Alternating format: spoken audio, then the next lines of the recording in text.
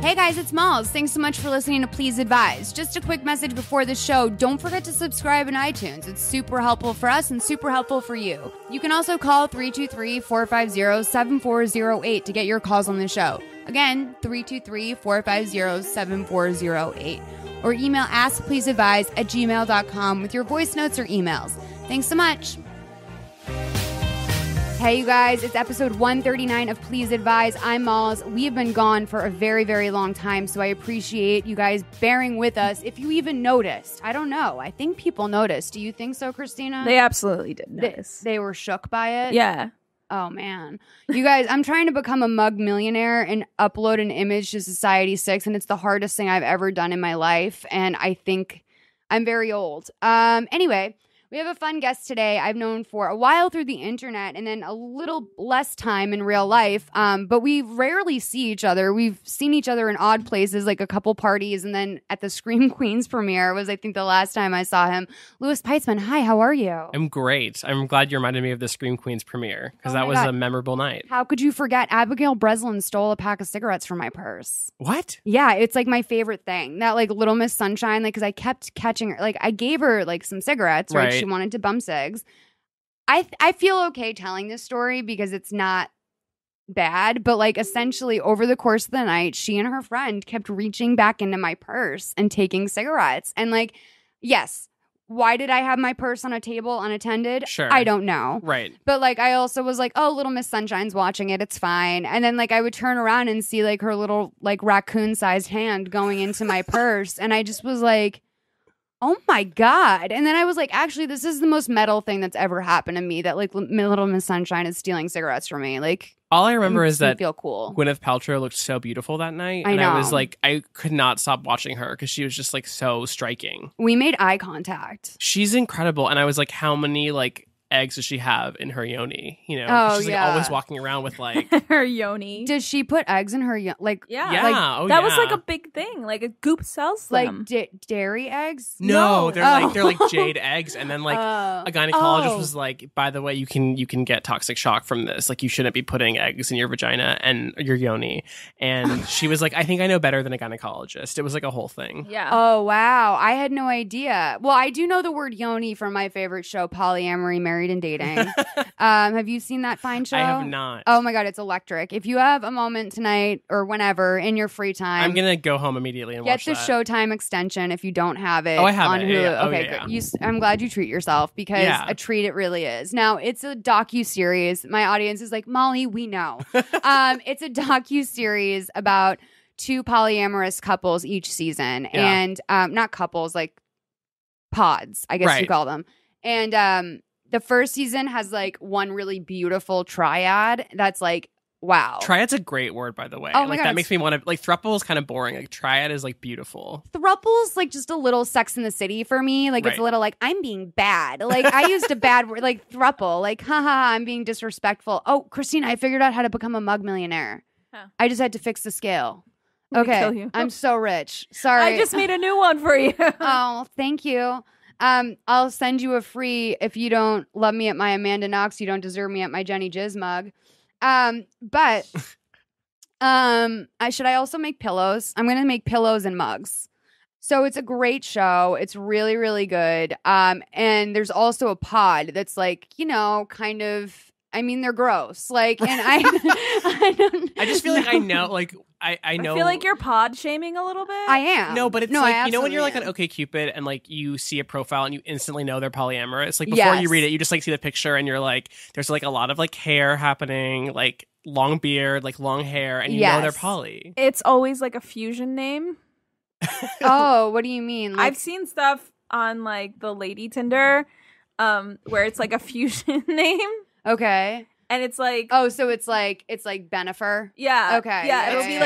It'll be like Bennifer, like a celebrity couple name. Yeah. And then it's like, we're just here to have fun, and like we're looking for our magical unicorn. Someone asked me to join a triad on OkCupid recently, and I was so flattered, even though I wasn't interested. I was just like really. I know. Moved. I was gonna say, why aren't you in it? Well, it was like very confusing what they wanted, because it was like, we want to both date you, but like then the profile was like, we travel a lot, and I was like, is this like kind of like a paid not paid, but like, is this more like you're getting free vacation? Would that be good if it was a paid thing? Absolutely. I mean, that's like added incentive. You really would. You'd take money. I don't think I would because I'm too insecure to feel like I deserve that. Right. But I'm not morally opposed to it at all. If someone wants to like, take me to their like cabin upstate. Right, that would be nice. Yeah. I would like a perks relationship. Yeah. I'm very but like also like that is my bare minimum for a relationship anyway. Right. Some perks, yeah, for sure. Yeah, like if there's not perks, then why am I in this? But I don't. If I was dating two people at once, I'd feel like I was on a reality show. Like I'd want to pick one at the end. I wouldn't want to like keep dating both of them forever. Yeah, that seems really exhausting. Well, I don't know, man. I mean, I don't know. I don't know if I could do it. Like, I've always been freaked out by it, but then sometimes I'm like, maybe that would be nice. Like, if you get bored of one person, you can just go to the other. Yeah. I don't know. I've also, I've heard a lot of, triad horror stories of, I think it can totally work, but I know a lot of people who have, lost their significant other because they brought a third in. Like, that definitely happens. Oh, yeah. That happens spoiler alert, that happens in season 2. Well, I'm going to watch it now because I'm excited to see how that plays out. My thing is not great. It seems like so much emotional work because you have to do a lot of quote unquote processing. Right. Uh-huh. Yeah, no, that's the thing is that also a lot of people in the triads hate the processing part of it. And it's like, dude, that's the work. That's the rub. And I have a friend whose boyfriend, now ex-boyfriend, was kind of being demanding a poly relationship. And she was very much you just want to fuck other people. And it's kind of fucked up to actual poly people that's you insist on calling it that. Right. And that is true. Why not just be open? Exactly. Well, I'm going to make $1 million from a mug today. So that's why I'm qualified to give advice. But why are you qualified to give advice? I mean, I give advice all the time on Twitter. For free. For free. Yeah. No, I mean, I started, I used to do Friday night Ambien chats, which morphed into me not taking Ambien, but still doing it, where people would ask me questions and I would give them advice. So I've been doing that for years now. So that's pretty much why. I mean, I'm non-judgmental. I'm super open-minded. And I think I give really good advice. I just don't take any of my own advice, but that's standard. No one takes their own advice, right? No one takes their own advice. And also, that's the other thing, too, is that people ask for it, but they don't really want advice. No one actually listens to advice. No, I call them out a lot on that. I call the listeners out on that a lot because I know that they are not taking this advice to heart. Right. This is about, sometimes I can just tell, I'm the 15th person you've asked. Right. You don't really care. You just need... You know that person that needs 500 opinions? Yeah. That drives me nuts, first of all. It's get your life together. Ever heard of a gut instinct? But secondly, it's not a waste of my time. I do this podcast for a reason, but I don't know. No, I started journaling because I was I need to stop asking all of my friends the same questions when I know that I don't actually care what they say. Yeah. I care, but I just want to be validated. And if they have an opinion that's contrary to mine, then I'm going to ignore it. So did you bring 3 reasons why you're qualified to give advice today? Did I bring those? Mm-hmm. I mean, I think, did I not give them? I guess not 3 specific reasons. No, you have to do 1, 2, 3. Okay, well, what can one be that I just have a long history of giving advice? Yes. 2, I've worked for BuzzFeed for almost 5 years. Nice. Which I don't know how that qualifies me to give advice, but, it's a thing that I do. And you have to come up with a lot of content. Totally. And 3, I've spent many years in therapy, so I'm, centered or theoretically grounded somehow. Did you ever have a phase? Because I love therapy now, but I started too young. I started when I definitely started too young. Well, not actually that young, I guess, because a lot of people go to therapy when they're kids. Yes, I mean, that's when I had to go. I went when I was 7, and it scarred me for life. And I was it was bad. So I mean, I went when I was 16, and then it didn't scar me. Although some of the shit that my therapist said that was totally boundary violating has stuck with me for 15 years. So clearly there were some issues there. Right.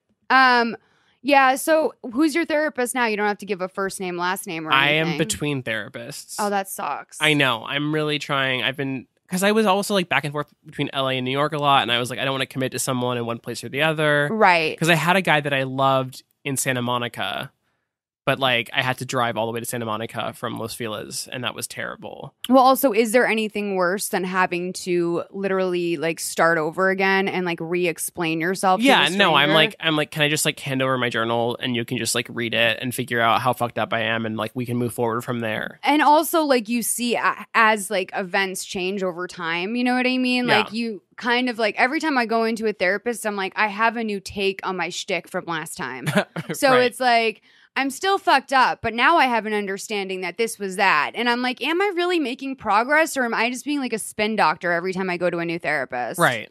I mean, I don't know. Yeah, Therapy's hard. I also feel like, I don't know, I never get exactly what I want. Like I want them to tell me more than they do. Mm-hmm. And then when they do tell me stuff, I'm always annoyed because I feel like they're telling me too much. So really, I'm just perpetually dissatisfied. And That's also the truth too, is that you want to hear what you want to hear. And I have a therapist that does this like real sick thing with me where she tells me all the time I am her favorite client. Like, oh wow, all the time. But don't you like love that? I do love it. And it's sick. And I know my mom's therapist does that too. But like, I'm also like, is she just feeding into my narcissism? Like, am I really her favorite client? But then sometimes she'll tell like anecdotes where she'll be like, I was at my best friend's house in San Luis Obispo last weekend. And she's like, she's like, I didn't break client privilege or anything like that. But she's like, I was telling her about like how you impress me so much and like blah, blah, blah. And I'm like, Mary, you sit around and talk about me with your girlfriends? Like, I mean, that's real. that's very nice. Do Yeah, you know what no, I it's mean? super nice. I mean, I just want to make my therapist think I'm like charming. So if you can make them laugh and like, I wanted my stories to be fun. You know, it's like, yeah, I'm there for therapy, but I'm also like here to entertain you. Right, exactly. Well, that's the other thing too, is that I call it like winning therapy, which is that like people who are probably like, I'll lump us together, people who are probably like us really want to like leave a good impression. Yeah. And like have the therapist be like, wow, Louis has come so far. Like he is really putting the work in that. And like, even if you're not, like, I always like to leave. I find that I work harder at therapy because I want the positive feedback. Yeah. Which that is makes sick. sense. Yeah, I know. It is. It's only sick because like I feel like I'm often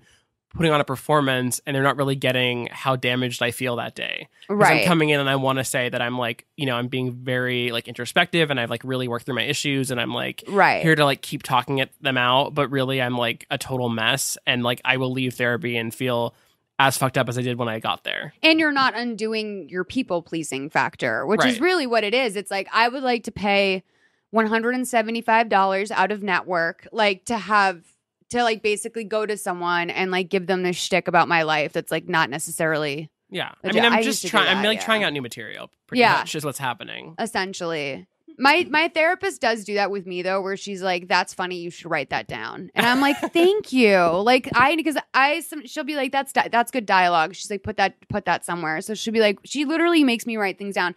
I told you I go to a hypnotherapist. Yeah. So I spend a lot of time. I mean, we definitely do talk therapy, like in order for her to figure out what I need to work on hypno wise. Yeah. Like she also wants to talk a lot. But the main thing we do is that she realized that like my biggest source of sadness is stress. And so what we do is we sit down and we go through my calendar and we write down every day what I have to do for each day. Yeah. Because I mean, I think you probably feel this way too. Like I have a million things I have to turn in all the time, whether it be podcasts or draft or whatever, or like, oh, I said I'd write up a pitch for this or something. And then you just are like, fuck, I have like 500 things to do. But like really, if you think like I put in 3 hours on Monday, I go over it again with fresh eyes on Thursday, turn it in on Friday morning, like that's an easy pill to swallow. Right. That's not that hard. That seems like a useful way to approach therapy though. It's a very like you have like a concrete plan. Yeah. You know, you're doing something very specific that you know, probably could do alone, but like it's more helpful when someone's like guiding you through that. I do think it's because I'm a Capricorn and I need logic and like practicality. Like that really gets my rocks off. Like I went to a therapist who I think made me a lot worse, in fact, because like I just sat there for 2 years and bitched into space. And like it's only from having other therapists where they're like, okay, so this week when you do that again, why don't you practice, you know, and you know, saying it with a different spin or whatever. Like they'll give me like a useful technique to go into my week with, whereas opposed to other therapists I've had, I've just sat there for an hour like crying or like being angry about my boyfriend or like whatever. And then like 50 minutes later, they're like, okay, time to go. We have to wrap it up for today, which is the other thing that I hate too, is that did you know that you're not paying for an hour, you're paying for 50 minutes? You're paying for a 50-minute hour. Yeah, it's bullshit. Yeah. So and that really drives me nuts because especially if I mean, in Glendale, it's a whole different animal. I book 2-hour therapy sessions. I don't go every week. I sometimes will go once a month for 3 hours. And like really fucking talk it out. Yeah. Because if I'm going to drive all the way to, thank God I don't have a doctor in Beverly Hills right now, but in the past I have. Yeah. If I'm going to drive all the way there, if my commute to you is longer than my time talking to you, that's not okay. It's not cool. Yeah. And like, so my therapist now like totally gets that. She also does phone sessions with me, but love phone sessions. See, I don't really like that. I feel like I'm faking it through. Interesting. Like I'll be like making an egg and like like staring out. Not the one you putting in your vagina. Not my vagina eggs, but like I actually do have like a crystal that's shaped like a egg. This is real gross now. I got one for Jolie for her birthday. She probably thinks like I'm giving her a yoni egg. Don't put it in your yoni. Well, we'll see. We're going to Palm Springs this weekend, so we might get crazy. What in Palm Springs, We're going to Indian Wells, which God knows what that is, but I don't really. Oh, I know Indian Wells. Is it cute? Sure. I mean, Palm Desert's all kind of the same. It's all just like, bogan. Yeah. I mean, that's the thing. No, I mean, the first time I went to Palm Springs, like Ed and I were addicted to the word bogan because I was like, wow, like this is a real trash heap. Like this is like not what I expected. Like everyone talks about this majestic Palm Springs, but like Palm Springs is the definition of high-low. Like you have the Parker or you have like a trailer park. Like It goes either, it's one or the other, That's so the it's charm of it. I mean, I guess it is. Yeah. But when we drove out to 29 Palms, like, dude, like it was like 2 celebs came to town. Like I walked into the grocery store and jaws hit the floor, and I'm pretty sure it was just because I took a shower. Like I have never seen so many people actively checking me out in my life, and I'm like, is it just because I'm not in a faded Tasmanian devil t-shirt? Like is this the only reason why? Like I was wearing a dress and they were like, ooh, someone's bougie in here. Like there was a Taz on the back, but it was a dress, so it was different. It was for a wedding, so I kept my Taz in the back. But anyway, we have calls today. Do you want to take some? Let's do it. I'm ready. Hi, Malls, Christina and guest. I actually left you guys a message. I want to say like 2 weeks ago or something. I was blind drunk, so I definitely went over the cutoff, and I'm pretty sure I just like passed out in my closet afterwards. But same dilemma as last time. I have just sort of started dating this guy. I'm 23 years old. We both live in a big metropolitan city, and he is 20 years older than me, which isn't really that big of a deal, but, I like the wisdom, blah, blah, blah. But the issue is, when we first started dating, he would always, bring up, like, well, like, I have to tell you, like, this super dark secret, like, not even a dark secret, but he would just be like, I have to get it all out on the table. And I'm like, oh, shit, okay, he has, like, HIV or something, like, what is the deal? So I was, like, feeling really shifty about it. So finally one day we're just at lunch, and I'm like, what's going on? And he's like, well, I have an ex-husband that I was with for 15 years, and basically, like, I'm not not, like, completely divorced with him yet. Doesn't really make sense considering, I guess they were together for 15 years. I don't know if they were married for 15 years.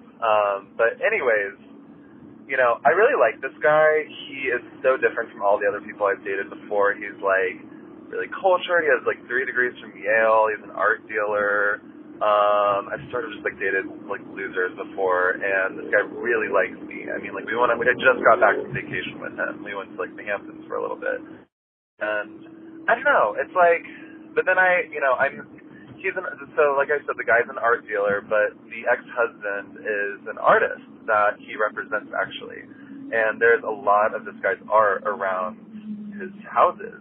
And I don't know. It's just, I feel like if I don't say something soon, I've been really chill about the ex-husband, and just the fact that it hasn't been, like, finalized. I don't know. When is the right time for me to basically be like, you cannot speak to your ex-husband anymore, or you cannot go to lunch with him, or maybe he needs to come out of your gallery. I don't know.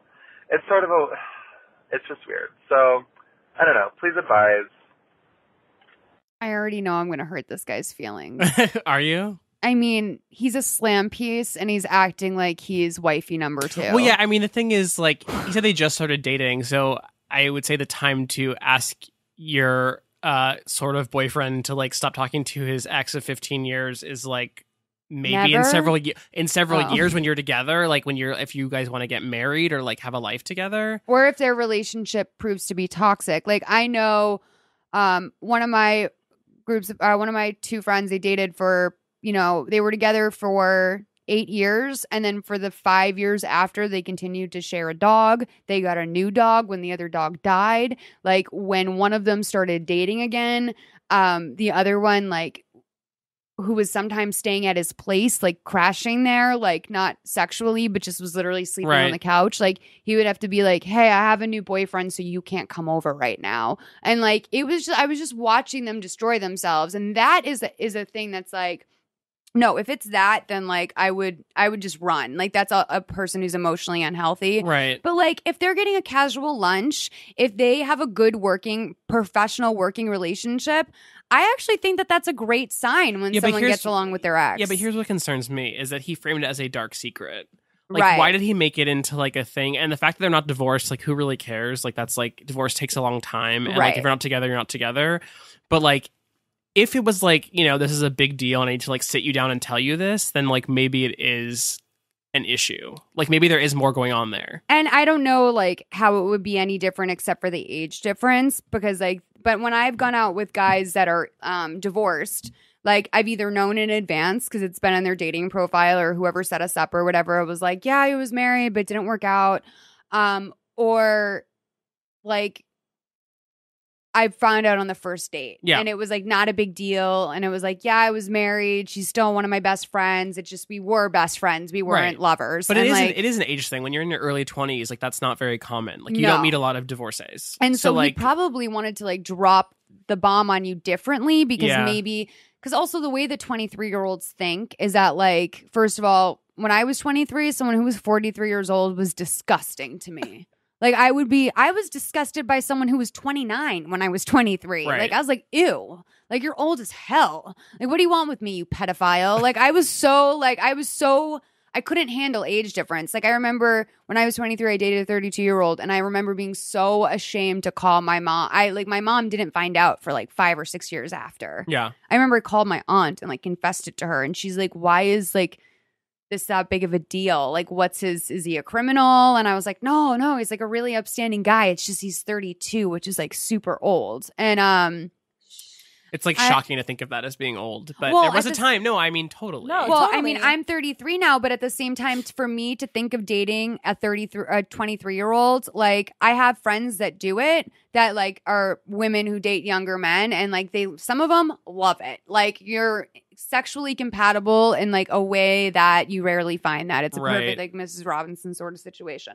But like, it's also to think of dating a 23-year-old, to me, like, the intellectual component of a relationship is so important. And to be quite honest, I have yet to find a 23-year-old that I feel or is a 25-year-old or a 27-year-old. I mean, it depends. But like, yeah, I always wonder, like, I don't think there's anything wrong with like dating older. I don't like feel any weirdness about that. But I do, like, when I see like a 43-year-old dating a 23-year-old, like, kind of wonder what they're getting out of it. Yes. Aside from a sex thing. Yes. The sex thing makes total sense. Yeah. But I like, and I don't know, if there is baggage here and they are like newly together, like, I as a 23-year-old, you definitely can find like another man of that age who's also established, who's also what you're looking for, because it sounds like what's appealing to him about the situation is that this guy is more together. Yes, there's perks as you well. will find with 40-somethings versus 20-somethings. Like, that's just kind of the way it is. But at the same time, like, if you want to date a put-together, more mature person, that requires of you to be a more put-together, mature person. I mean, the only 25-year-old I know that I'm like, you need to be dating a 30-year-old is literally one of, like, the hardest working people.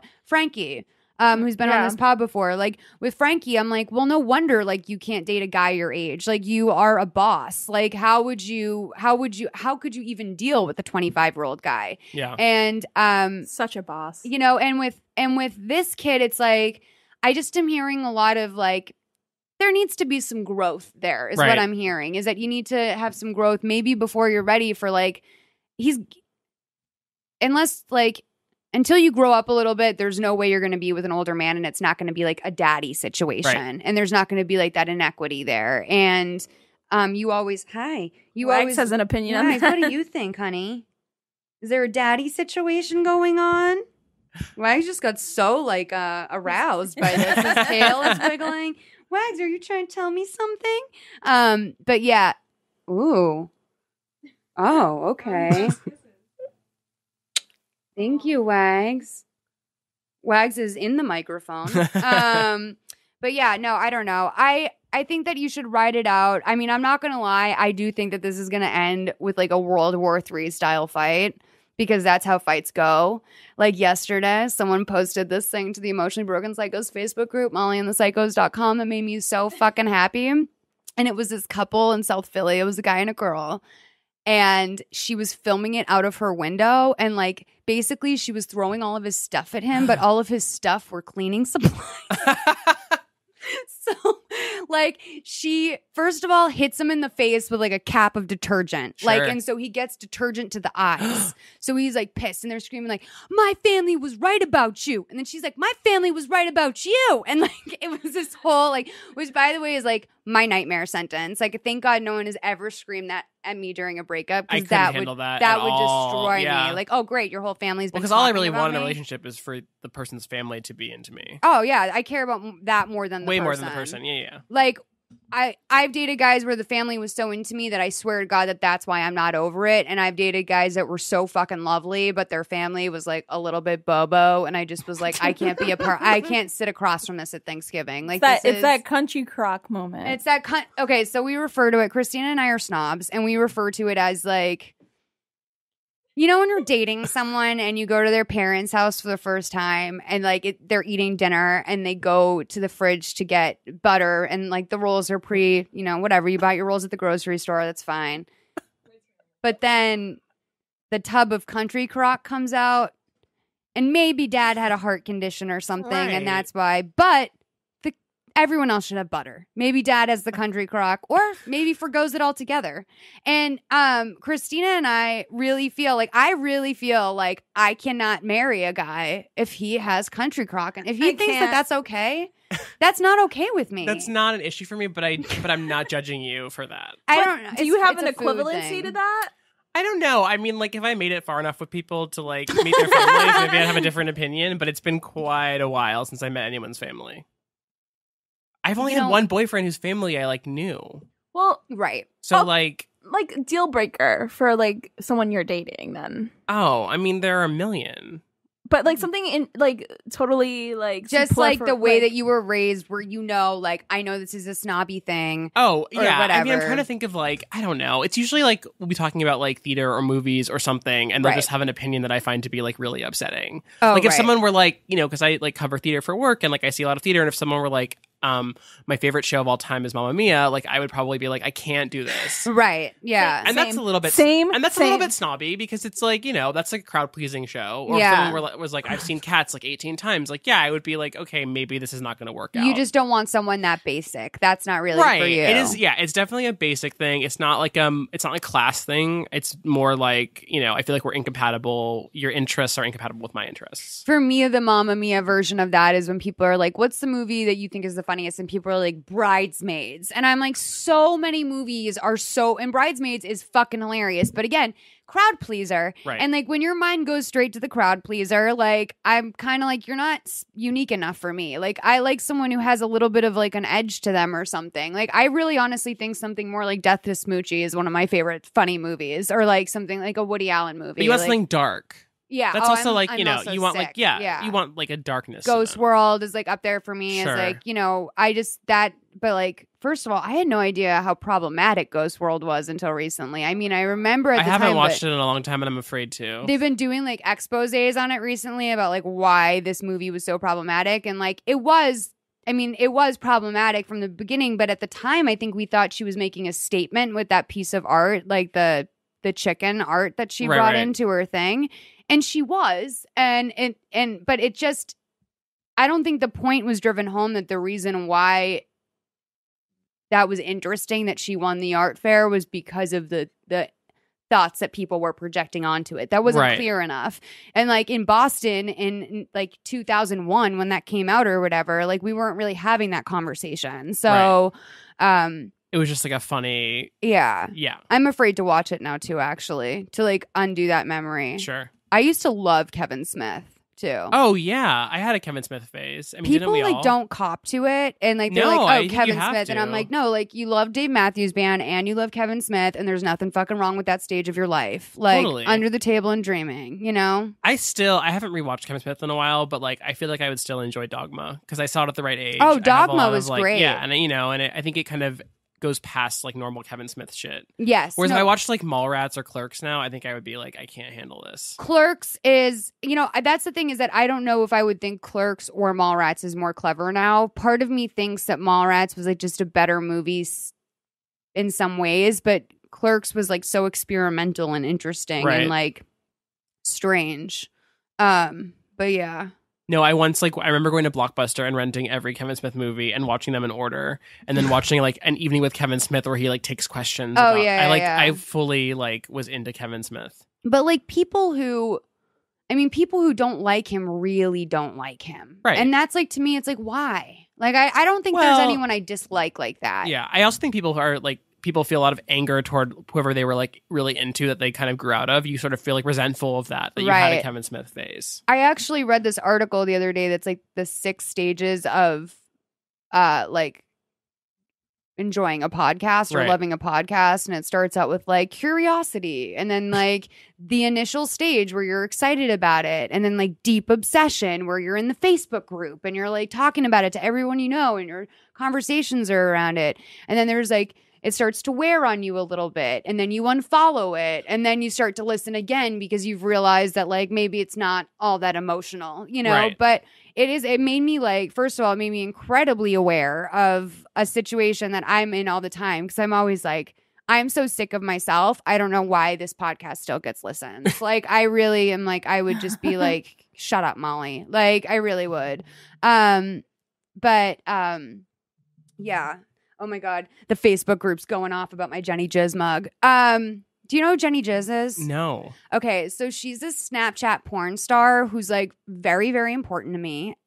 She is her shtick that she's like has jizz on her. So she like is a cum slut. And so she does. Who among us? She does blow bangs, which means that like she will have like basically they'll put like her husband, cum artist, he will put up on his Snap like Holiday Inn, like something Orlando Drive, like blah blah blah, Hollywood, Florida, right? And then like a bunch of like dudes will show up, and she like they will circle around her, right? And she will sit in the middle and suck all of them off, and like all the other guys are like jerking off while she's sucking off one of them, and like it's always like faceless dudes, like you never see the faces. And well, you don't need to in that scenario. And sometimes it'll be really sad. Like it'll be like a guy just like has too much pressure on him, and so like he's soft as fuck, and Jenny just keeps sucking. Like she really puts in the work. And that's what I do. I enjoy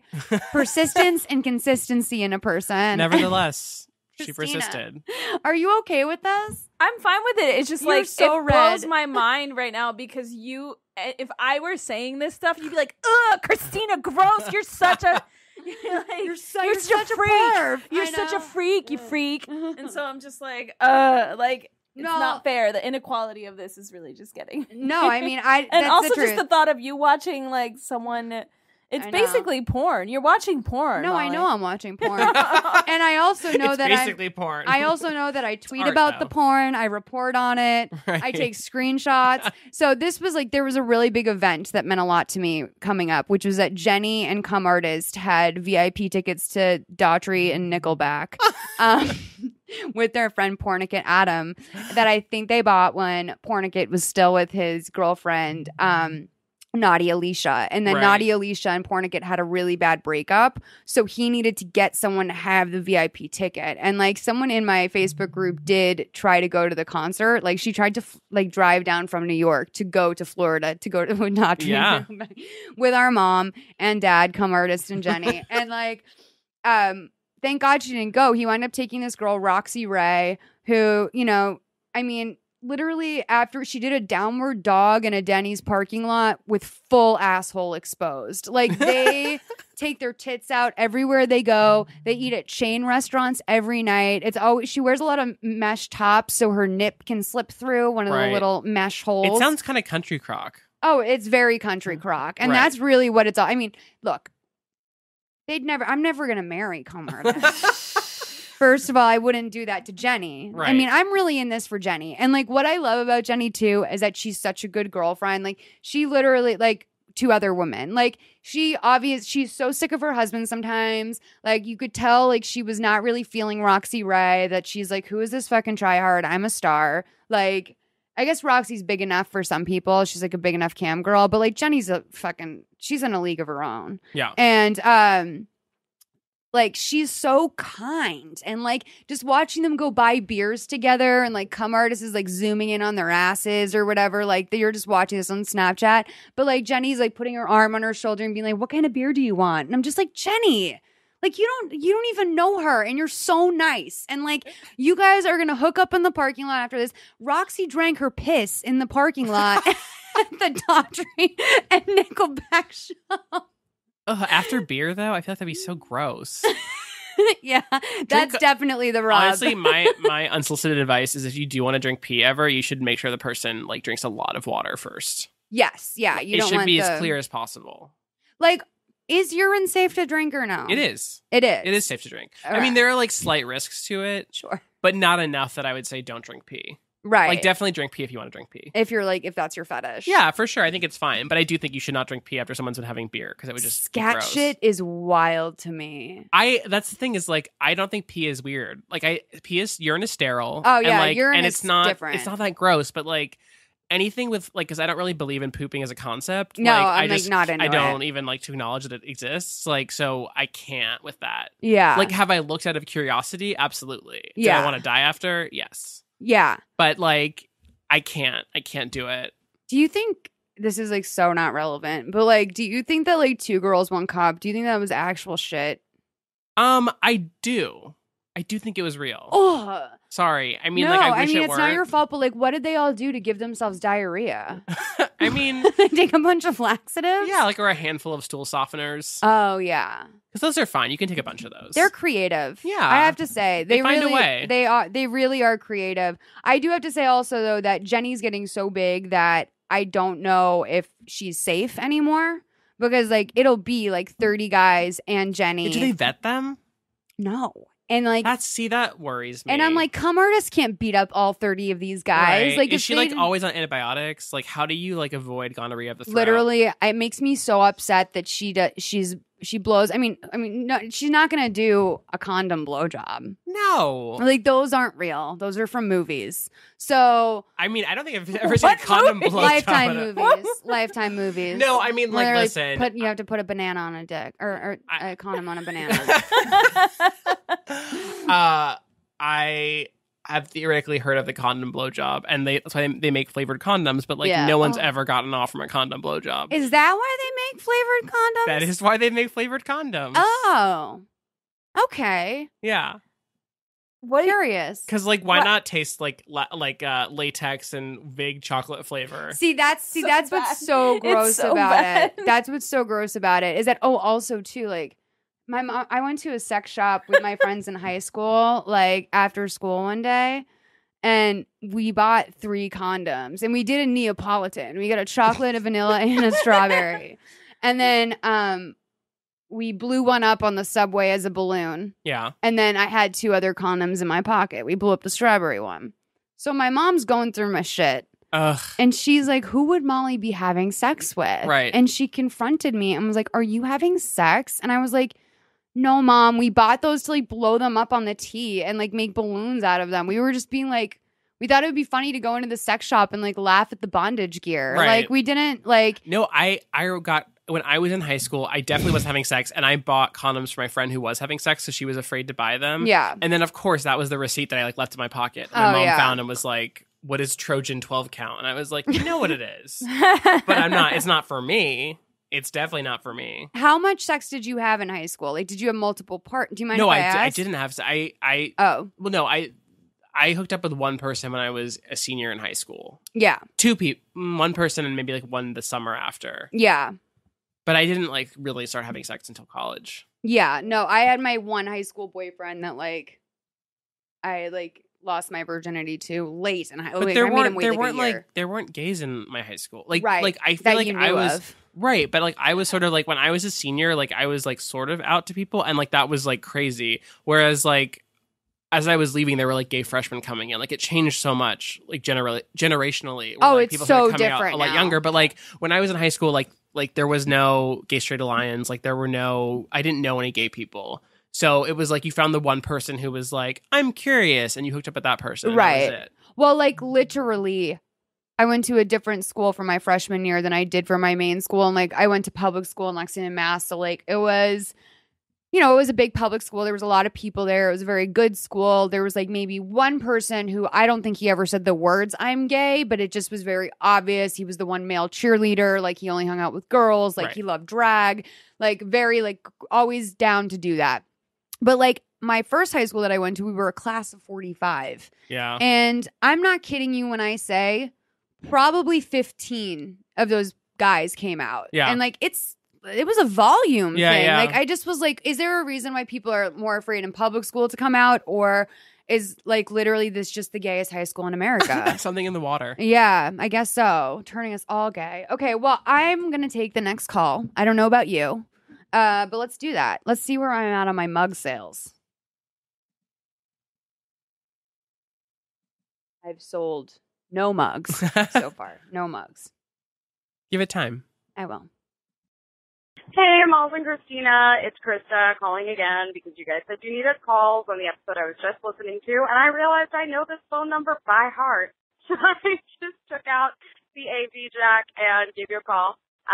My question is, what do you think about people dating when they're super, super depressed? Because I am super, super depressed right now. I'm dealing with probably the worst depression kind of spiral, I guess, that I've had in a really long time. I've had to have my medication. Like, I'm feeling good.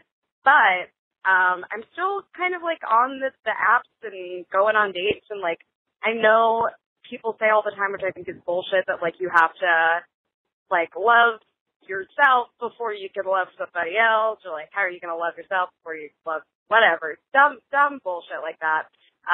And I'm not sure if it is dumb bullshit, actually, because I don't know if it's responsible to date when you're super depressed. So what do you think? Let me know, and have a blessed day. I appreciate and love both of you. Oh, you know, like 323-450-7408 by heart. It is a pretty good phone number. Christina picked that out, right? I did. You picked that out. It's good. It doesn't spell anything. But that makes it more impressive when they remember it, though, because then it's like they truly just are a diehard fan. And if you want to call Emotion Broken Psychos, it's 415 Psychos, which is cool that we got Psychos. That was really like... No, that's awesome. It's like a San Francisco number, but it was just important to us to get... Love a 415. Psychos. Yeah. But, okay. Don't do it. that's what I was saying as you were. I was just like, don't do it. Have you dated depressed? You deal with depression, right? Yeah. I mean, I was just thinking of myself. No, I was thinking of myself. Obviously, you deal with depression. No, you're a writer. You deal with depression. Of course. No, of course. I mean, like, I don't think that, like, I know that it's a cliche to be like, you have to love yourself to date, to like love someone else. I think it's a little bit reductive, but I don't think it's untrue. I just think that, like, I think of how many relationships that I feel like I have self-sabotaged because I was in the wrong place for them. And like, they were perfectly good people and it would have worked out maybe had I been in a better place. Yes. But I was just not able to give anything of myself. I mean, and you can fake it for a while, you know, and like, you maybe don't read as depressed to other people. Like you kind of can get out there. Like I've always been very functional about my anxiety and depression. 100%. And they don't know you. Right. And they don't, and they have no idea. And so when you're canceling plans or like, you know, suddenly show up and you don't want to talk at all, it just seems like you're an asshole when really like you're dealing with some shit and you can't fake it anymore. Yeah. But I wish that I had waited and not tried really hard. And also, like, I think it's impossible to not think on some level that you're going to find a relationship that will fix you. Right. Which is not going to happen. It's like you feel like, oh, I have nothing right now, so I need something. But like, a person is not an object, and like that's an actual human being that you were inflicting your shit upon. And like, I very selfishly, I've talked about this before, right after my breakup a few years ago, got right on Tinder, like a week later, I got on Tinder because I just was like, my biggest hurdle in that breakup was, will anyone ever love me again? Right. Will I ever be as loved as I was in this? Was that it for me? And it's just not cool to use other people as a science experiment.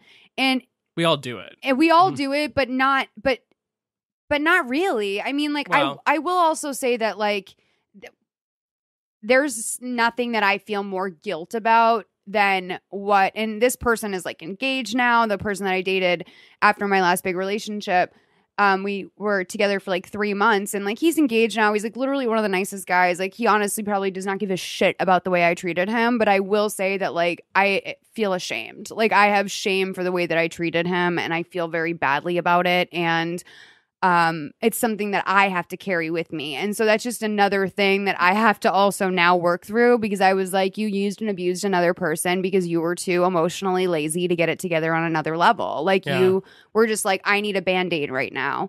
And you don't treat people like that. And you can acknowledge you're depressed. But I will say also, when I've dated depressed, the type of person I attract is a garbage person. Like, the type of people who are really, really into me when I'm depressed are either super nice guys that are clueless and are just trying to make it work with the girl because it's an opportunity to, like, make it work with a girl.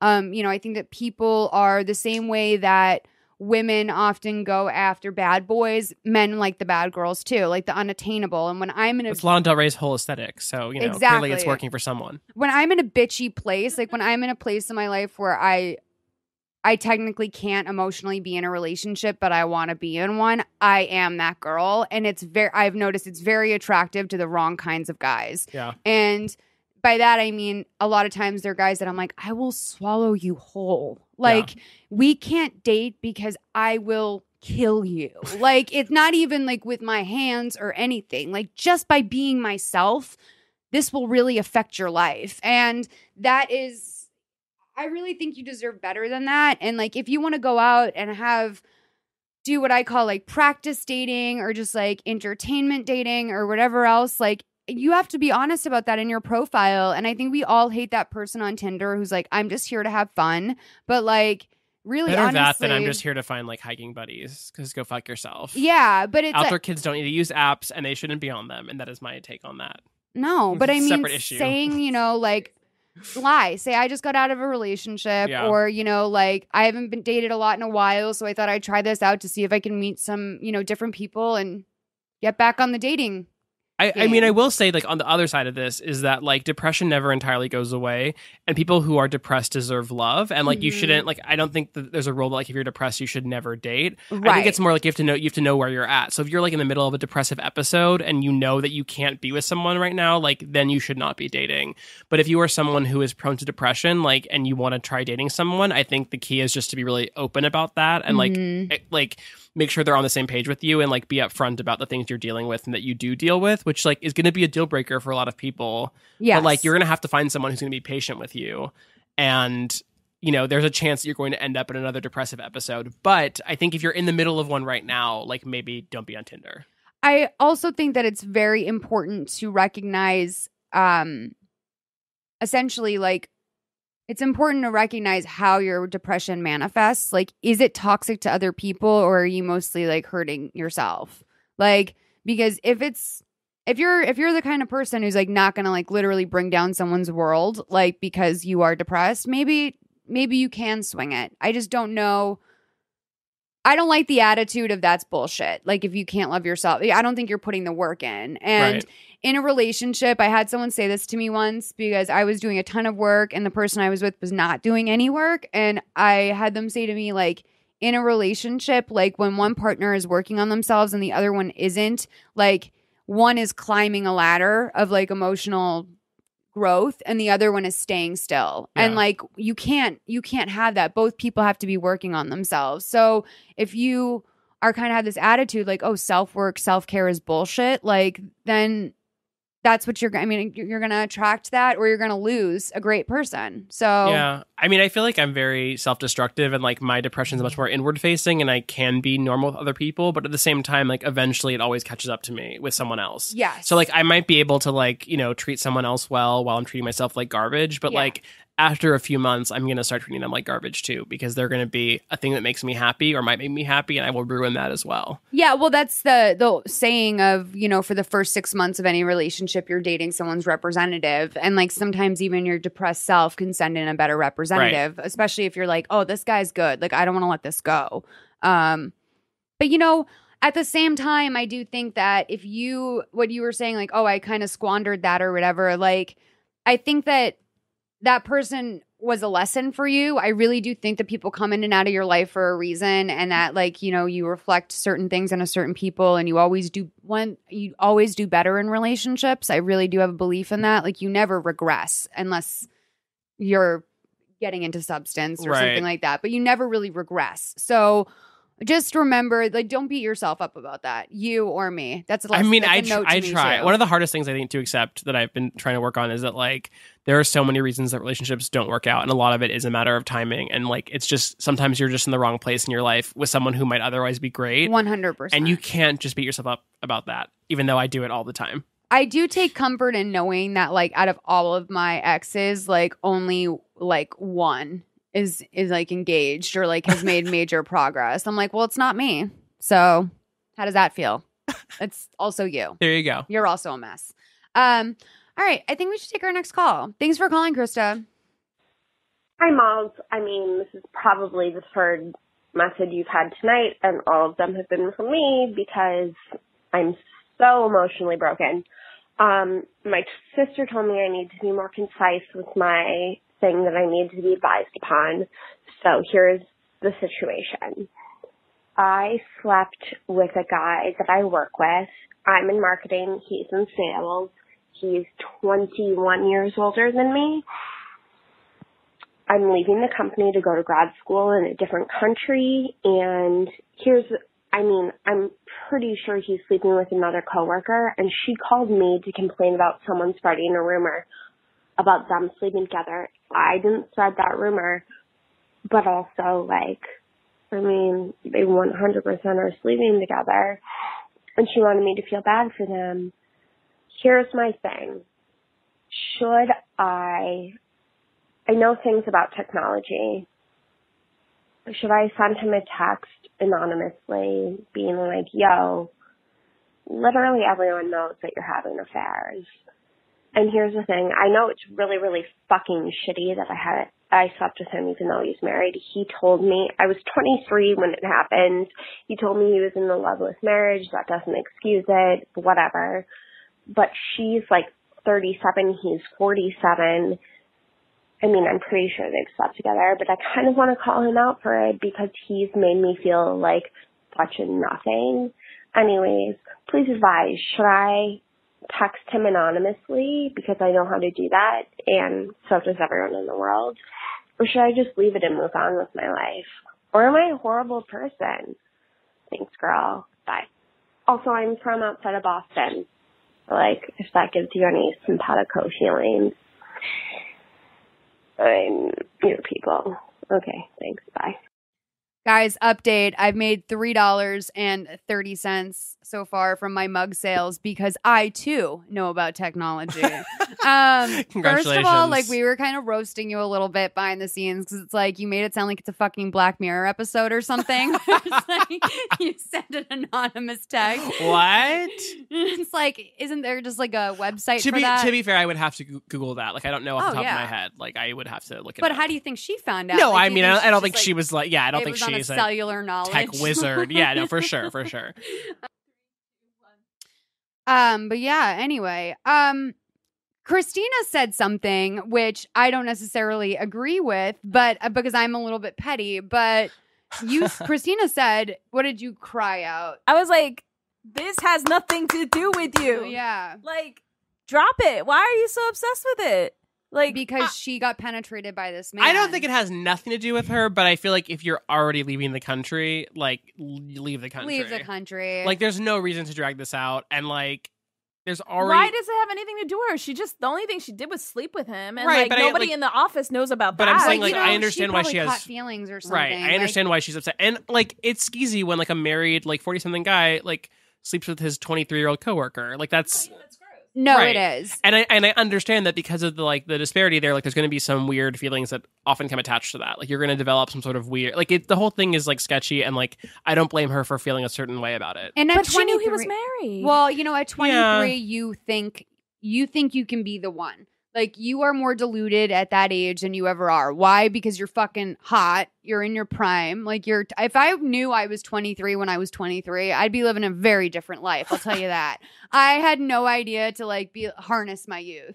I was just like, wow, I can't wait to be a grown up. But no, you think you can change someone, and you really think like, oh, well, is there something wrong with my mic? You really think like, oh, you know, he treats everyone else like this, but I'll be the exception to it. Or maybe he'll love me more. Like, maybe I'll be the fun, fresh, exciting thing. Maybe it's his wife's fault. You know, I did hear him say she said something bitchy once. I don't think I'd want to be married. You like go through these things that are just, once you reach a certain point in your life, you're going to look back on that and be like, well, that was fucking ridiculous. Like, that was bananas. And like, also, and I think she knows that now. Right. It sounds like she gets that. Like, I don't think she's like trying to make it then work why with this is guy. she trying to get revenge? Well, the other thing that's weird to me is that, like, if the rumors are already out there, you don't have to add to it. Like, it's going to get back to him anyway. Right. It's clearly, like, and also, like, if he really is, like, banging, like, everyone at the company, like, it will come out eventually, with or without an anonymous text. Also, like, do people care? And, like, also, do you think it won't be obvious to him who is sending that text, even if it's anonymous? Right. Like, who's invested enough? Like, first of all, I would be so afraid. I worry about, like, I mean, I know enough about, like, faked ransom notes and shit like that, that I know, like, what if I, like, tip my hand with, like, a speech pattern or something? Or, like, I say a word that I caught a girl talking shit about me simply because she uses the same word all the time.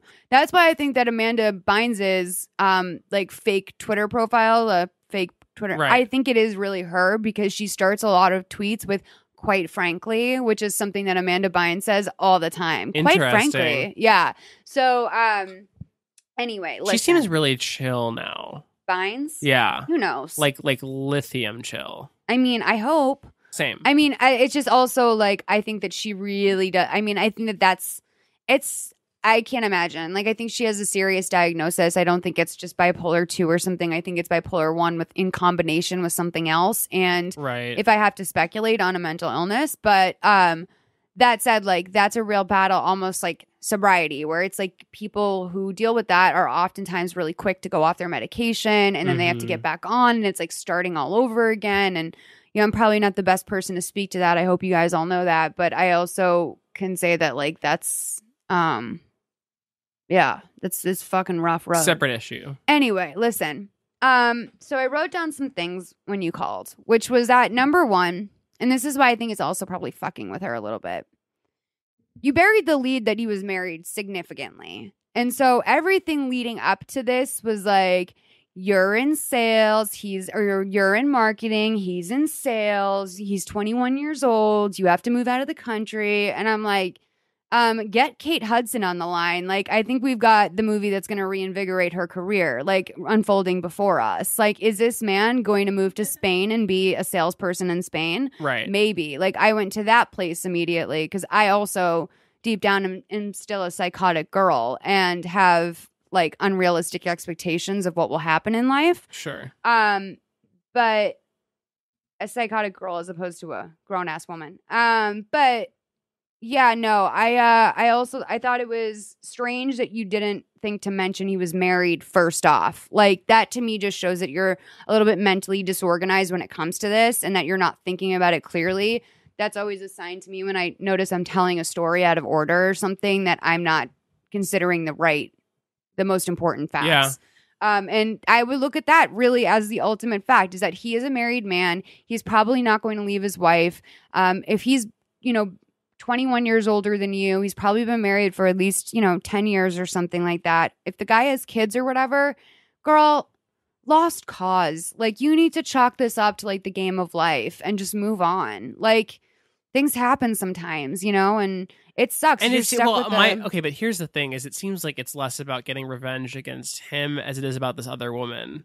It seems like there's some jealousy happening with this woman who she thinks he slept with. Well, I doesn't think actually that's know. also the part of the younger girl narrative where it's like this 37-year-old woman who you're like quick to blame another woman. Right. Like I actually had this exact scenario happen, except I was dating the guy. right. And we were like basically in a relationship, and I found out that he was kind of two-timing me with another woman in the office, and she was significantly older than me, and I didn't know that they were together or whatever, hooked up a couple times, and we went to a party together, this woman and I, and like I had a few too many beers. Again, I was 23, and so I was just like, hey, so-and-so and I are like hooking up, right?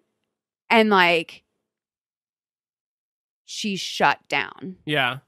Like it was never the same between us again. Yeah. And like to this day, I do not really know what happened between them, but me saying that to her did something to her that I just wouldn't. If I could take it back, I would. Yeah. Isn't it weird that like I think about all the fuckboys who have like done terrible shit to me, and the people that I always feel I never blame them. It's always the people who they're also sleeping with that I feel the angriest about. Like, yeah. I don't, even though they're the ones who are at fault, I fucking hate the other guys that they're doing the same thing to. Well, regardless of age. The thing that I get the most upset about is I'm like, you think that you can fuck that person and me? Like, you think that we're on the same menu? Like, we are not on the same menu, honey. Okay, there's McDonald's, and then there's some fancy ass place. There's and Country Crock, and then there's Country real Crock, butter. and then there's real ass butter, and I'm the real butter baby. Okay, go get your Country Crock pussy somewhere else. Okay, but like I'm not. That's more like the place where I get offended.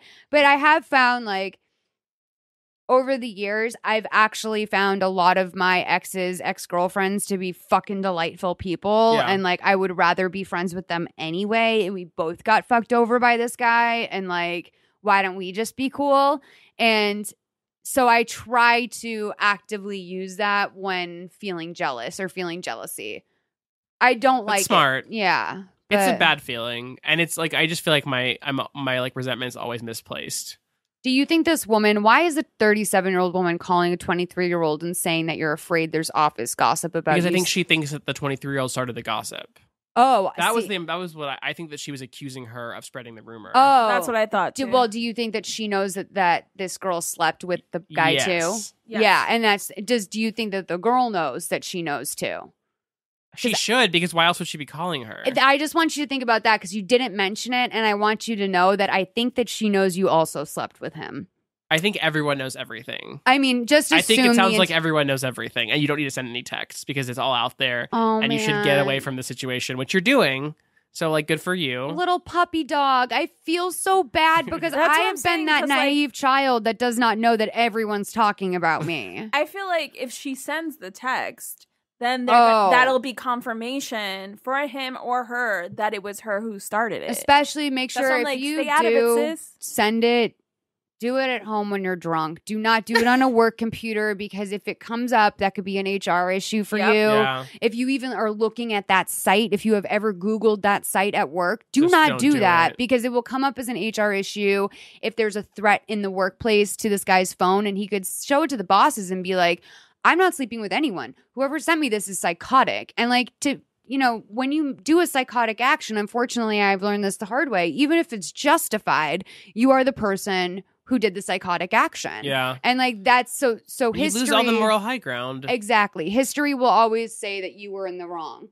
When in fact, you're having a reaction to someone else's behavior. So just, go get your foreign dick on. I don't know what to say.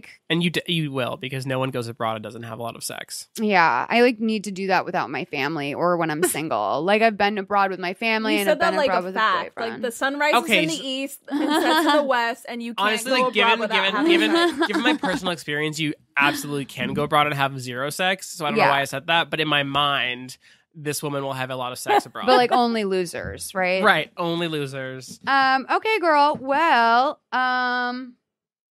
talk to you soon. Hey, Malls, Christina, and guest. So this just happened at work, and it's still bothering me. So if I sound angry, it's because I'm fresh off the annoyance train.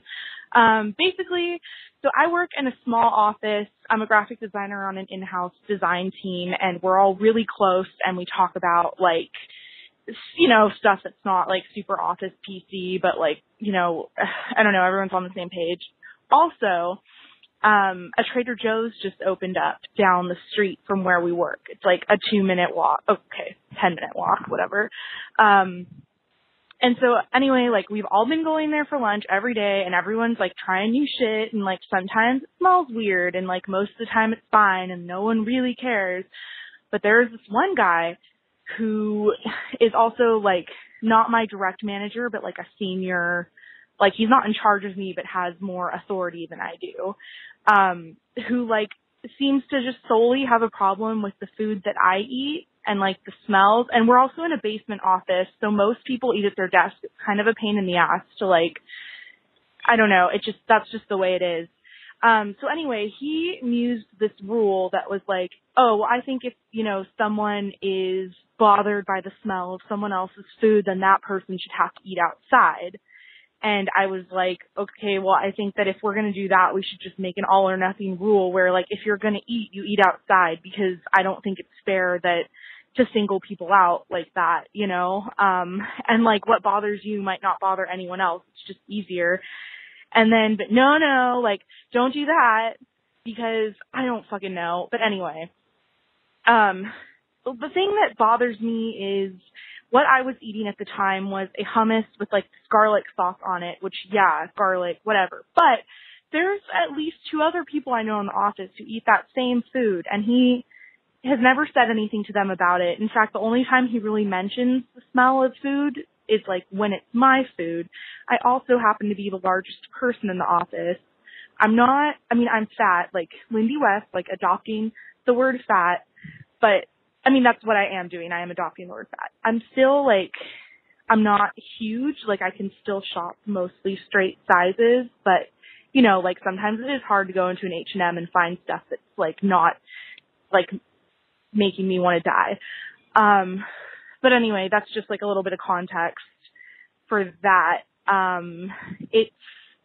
don't know. I just feel now apparently the new rule is if someone is bothered by the smell of someone's food, then that person just gets asked to leave. And I feel if I say I'm bothered by anyone else's food now, it'll just seem petty retaliation, when actually a couple of things. First of all, I'm a recovered bulimic, and I'm still struggling with it. It's not I don't binge and purge daily, but it's something that crosses my mind daily. And if you talk to any addict or any eating disorder person, it's you're always in it. On a personal note, I would actually prefer if no one ate in the office, because then I don't have to see, so it's really nice. Sometimes people will go to Trader Joe's and they'll buy cookies or cake and they'll put it out for everyone. But it is really hard. I can avoid those foods if I don't buy them, but it's fucking hard when every day at work you walk in and there's just a plethora of junk food out. You know, but I mean, I've been dealing with it because that's part of being in an office. I also like have mild misophonia, which means I get that like anger, like irritation at certain sounds. And like sometimes people chewing drives me fucking insane. So I put on headphones and I listen to podcasts.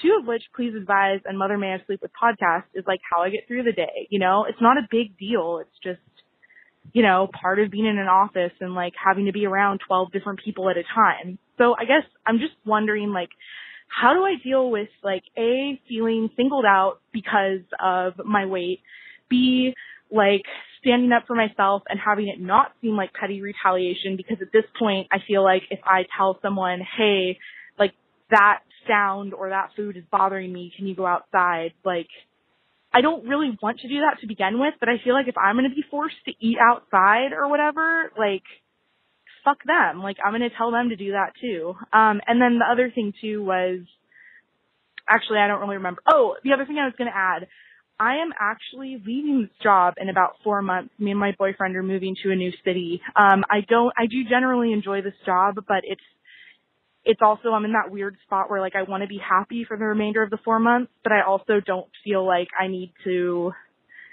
you know, it's not a situation where it's like, oh, maybe I should consider finding like a more agreeable workplace, because like I already am going to. I just like want to deal with this as it is right now.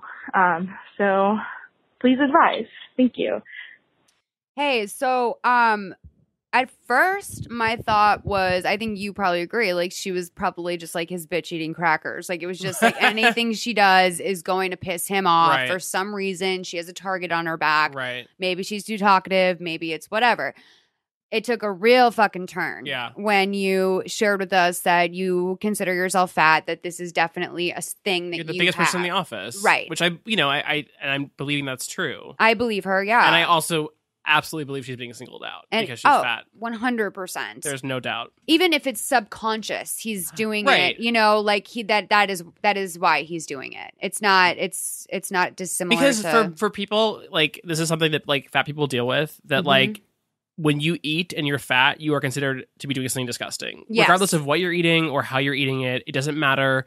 People see you and judge you because you are fat, and you are, in their mind, making yourself fatter. And it is a disgusting thing to them. So that is something that like is, like you said, it's an unconscious bias that many people feel, but they will feel like revulsion about that. And that's a very real thing, and it fucking sucks. It sucks. And it sucks to the extent that like I have very good friends who are overweight or fat or whatever word you want to use, and they do not eat in front of me like because of it. And it sucks when I like am like we go out to dinner sometimes and I'm eating alone, and they're like, just, you know, they have like an iced tea or something, and I'm like, man, like I want to eat with my friend, you know, like this sucks. I used to have a no eating rule on dates forever. Oh yeah, and, like, me too. I don't like to put which things I know in is my like mouth. I mean, a lot of people don't like to like eat on dates for various reasons, but I like didn't want anyone to see me eating who would like I was like, if they see me eating, they'll never want to have sex with me. Right. Well, no matter what I get. So like, or then it would be like, I'll eat a salad. I get very snobby about table manners, but like the act of like mastication, like chewing to me, like thinking about someone swallowing the spit in their mouth, like thinking about all of that is so disgusting to me.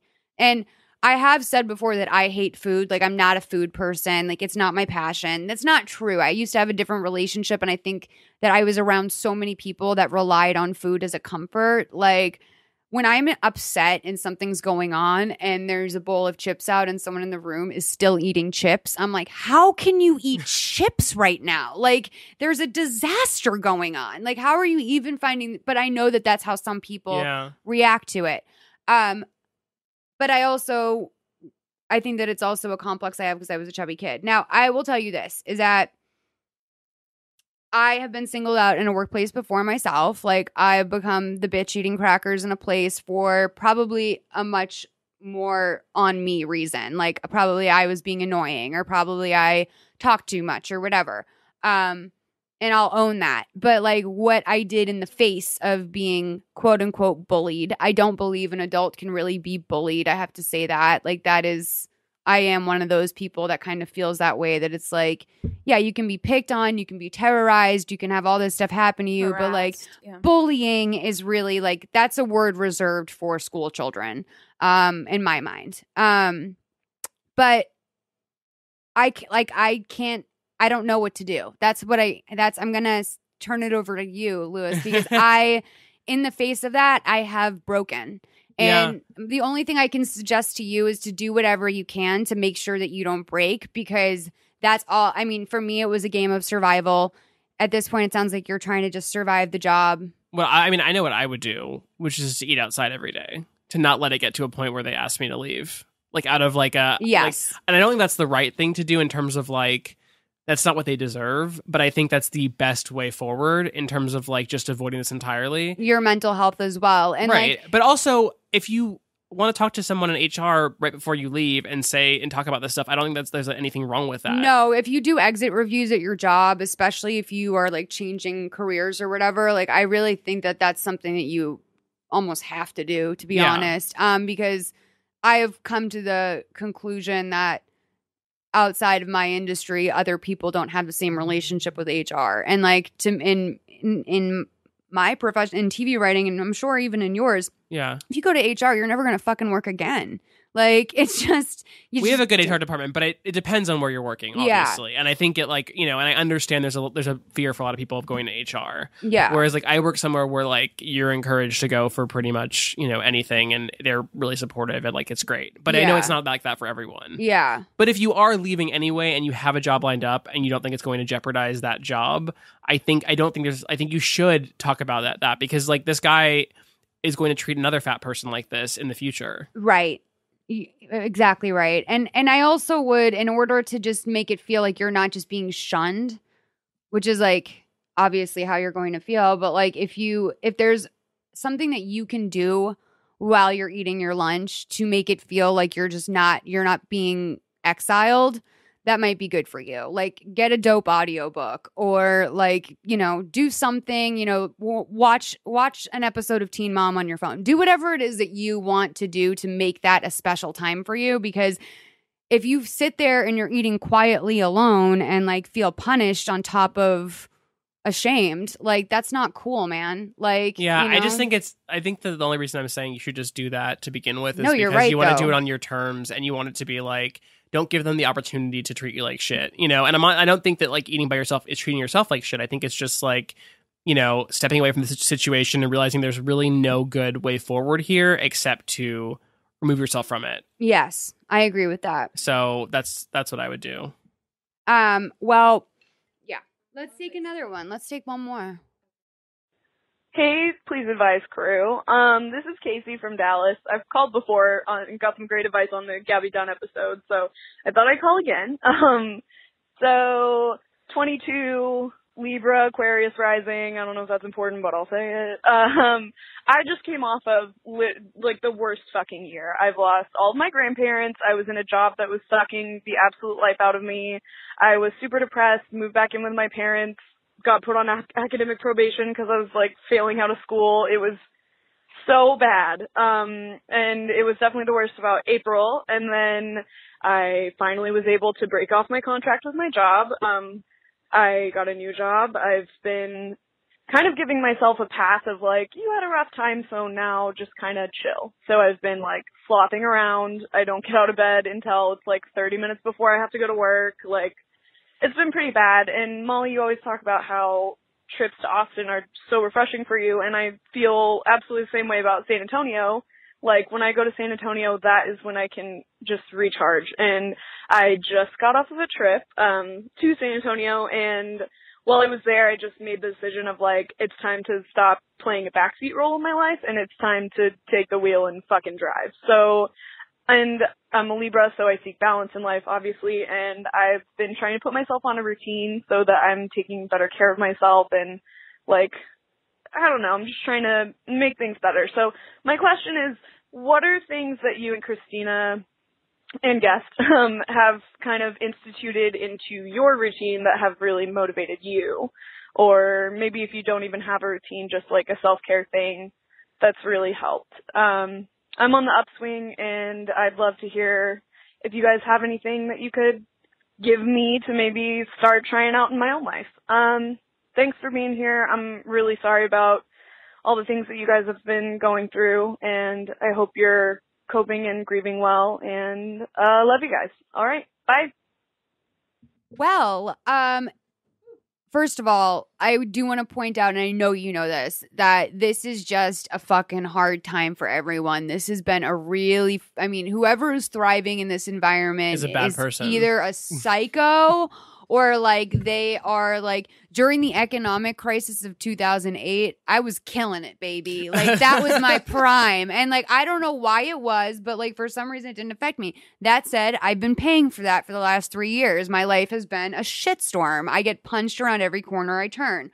But I know what you mean. You want to like instill some things in your life that you can do. I call it being an active participant in your own life. I got very excited for you when you said you wanted to get into the driver's seat, because you are the only person who's in charge of your own destiny. No one else can do that for you. And certainly not only can they not do it for you, they won't do it for you. So I will say that I started something this week that's really cool. You know, sleep is so important, and it's very important to me in particular. I am a sleepy person. Like, as Christina has pointed out before, like the one thing she didn't know about me is that I take 2.5 hours to wake up every morning. Like, I'm not a person.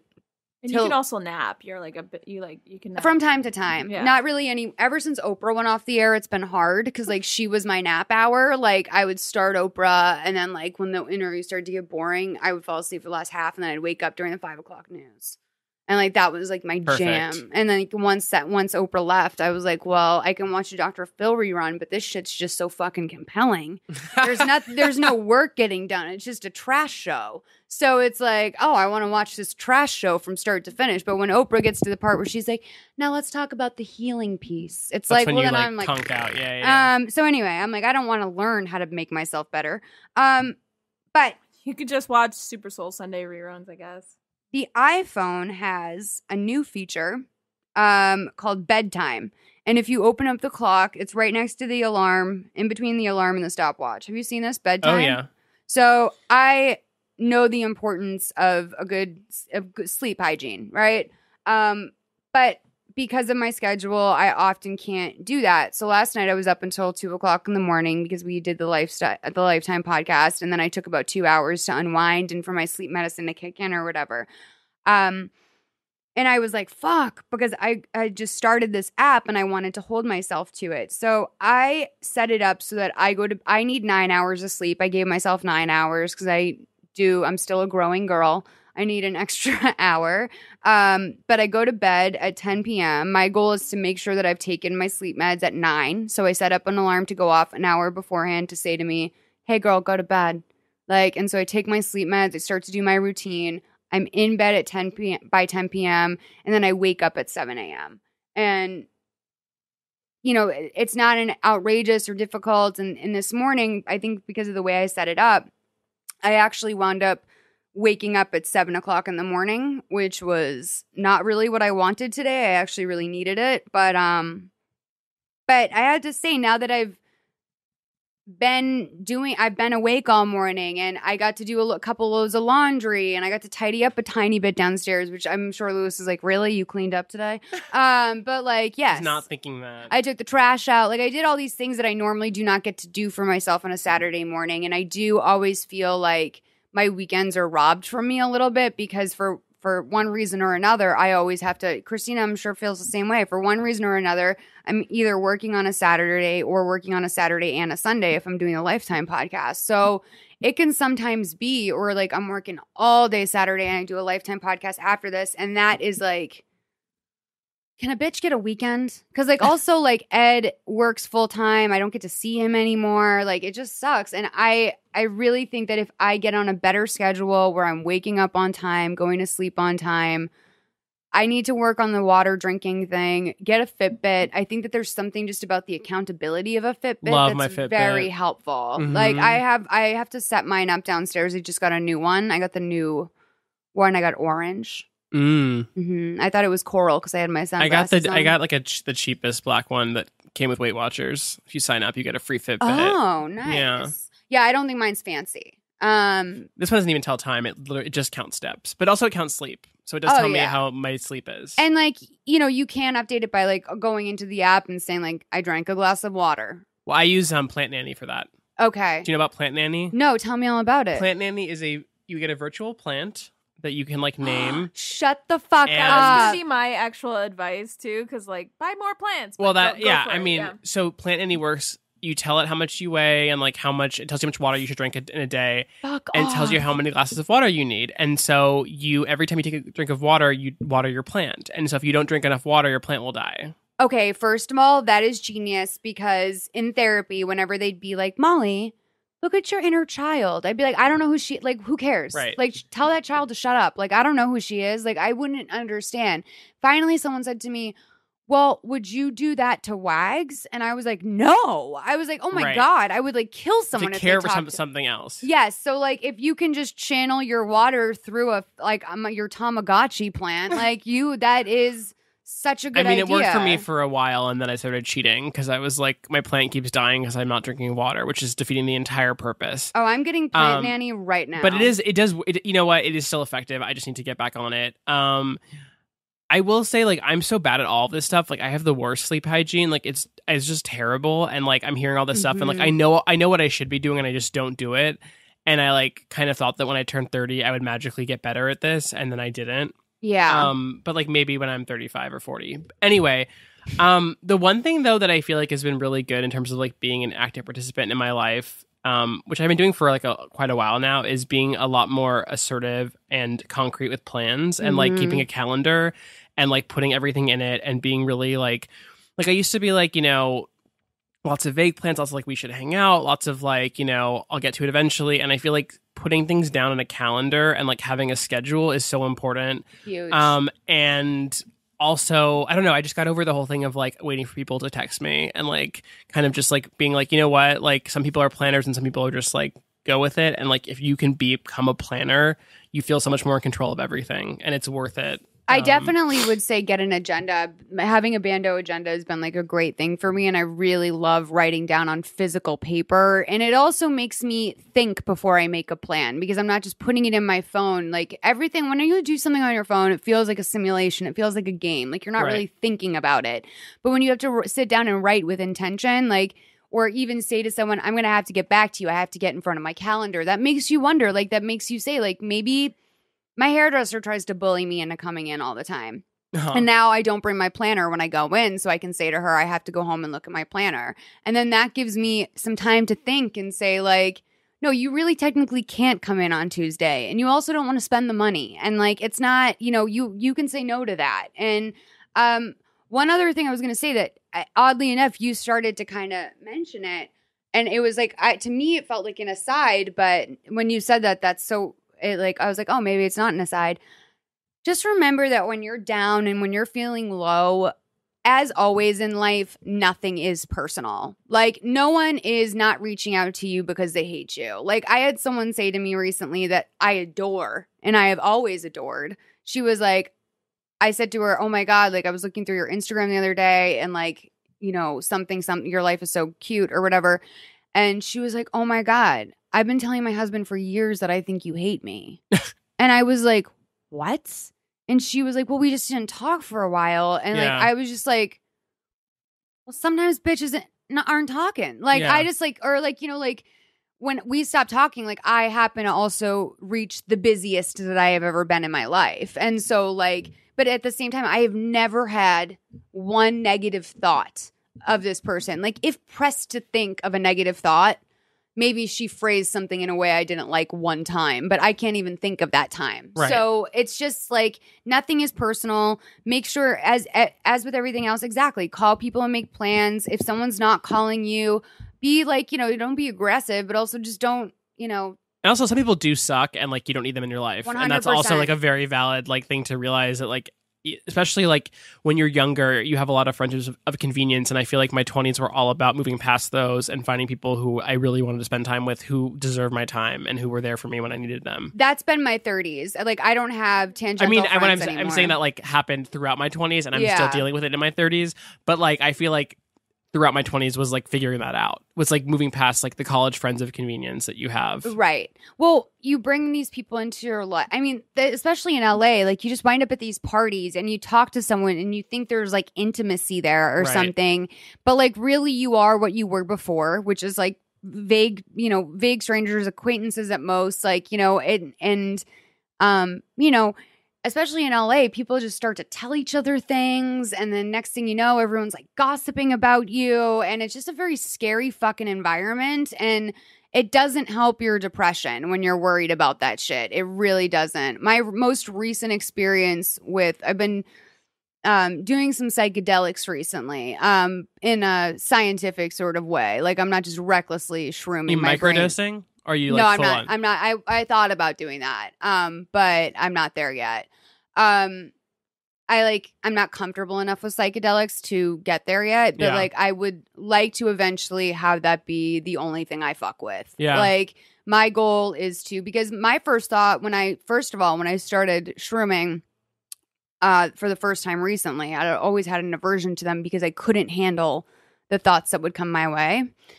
They were too big for me at the time. The first thing I thought is, why would you put alcohol into your body? That's poison. And I was like, why do you smoke? I was like, what? Why would you do that? And I realized like my brain was having a conversation with itself that it should have been more. It should have been at the forefront this whole time in my mind, but like it's the simplicity of the realizations you have. And one of the realizations I had was that like anyone I have in my life who's not like a Christina or an Ed, they're like an extra. And I hope that's not weird to say that to you because I'm not being like, you're no one to me. But like, no, it's like, we have to, I have to acknowledge it for what it is. I'm spending some time with Louis. We are not best friends, but like we're spending some time together today and getting to know each other and doing a podcast, and something is going to come of this that's work. But like, it's not. I used to think that everyone at work had to be my friend. Right. I used to think that, if so-and-so and I got into a fight, that was the end of my social life. Or, I would cry because someone would say something to me that was like a little bit cruel, as opposed to being like, wow, that is a person I don't want to be around. And yeah, so but I think that's totally true. There are so many people that like I adore, that I like have a lot of like compassion for, that I like, like being around, that I like want good things for. But like, I think it's so important to know who your, like, as cliche as it sounds, who your like real friends are. And it's usually a very small number of people. I did hear once a statistic, which I thought was actually on the large side, but I was in group therapy with my former business partners, and we were told that at any given time, you can only actively care in an effective way, care about 15 people. That seems like a lot of people. And I was like, that is way too many people. And my other business partner, who's like a social butterfly, was like, that's like, I couldn't even begin to pick 15 people. Right. And I was like, what are you talking? Like, but you what don't is that have like? What your does close... actively care mean? You know what I mean? Like people you'll drop anything for to like be there for them. It's like, that's a small number. Exactly. And like, that's, and it's important you keep it small for that reason, because you can't, if you're actively there for 50 people, you're going to wind up disappointing the people you do care about. Right. Ed used to do that a lot. My best friend. We had to have like a come to Jesus at one point where I just said, like, you want to people please everyone, so you make plans with everyone. And I said, you can only do 2 or 3 things on a Saturday. Yeah. If you have 5 parties on a Saturday, you're spreading yourself way too thin. You need to acknowledge that you can't physically do that, or so you're going to piss someone off. And I was like, sometimes just letting someone know in advance that you can't do something is the best thing you can do. I'm a big believer in not making promises you can't keep. Yeah, that's a problem with people pleasers. Like, I had a friend I had to cut out of my life because I felt like he was doing it to the point that he was just like lying about his availability, because it was just like he needed to say yes to everyone. Right. And so he would just like always be flaking. And I was like, that's worse than saying no to begin with, right? 100%. Like, you need to just like be upfront about what you can do. Yeah, I've narrowed it down. Here's another self-care thing that I've talked about here before. 2 nights a week out of the house. Every other night, even that includes weekends. So I know that if I go out 3 or 4 times in a week in the evening time, I'm going to be exhausted. I'm going to be emotionally drained. I'm going to be like, too much conflict can arise when you're out of the house that much for me, a person like me, where I'm just like, I do take things personally. I'm an introvert. I need my fucking alone time, and I can spend almost a scary amount of time alone. That is something that has been huge for me, and I would look at that for you too and say, like, am I going out too much? Am I not going out enough? Like, what's the right amount of time? How many times a week can I like push myself to be, if you're someone who doesn't err on the side of making plans, maybe push yourself to go out twice a week and experience something. If you are someone who overextends and goes out 5 nights a week, cut back. Like find your happy medium for that. Cause that's a huge suck on your energy. Something that's really helped for me in my self-care, I've been able to like completely turn around the mental space that I've been in for the last few months. So I redecorated my apartment a little bit. Mm-hmm. I've been buying a ton of plants. Yeah. Because like it's a low-level maintenance thing to take care of. You know what I mean? It's not as much as a pet, but it's like something. Yeah.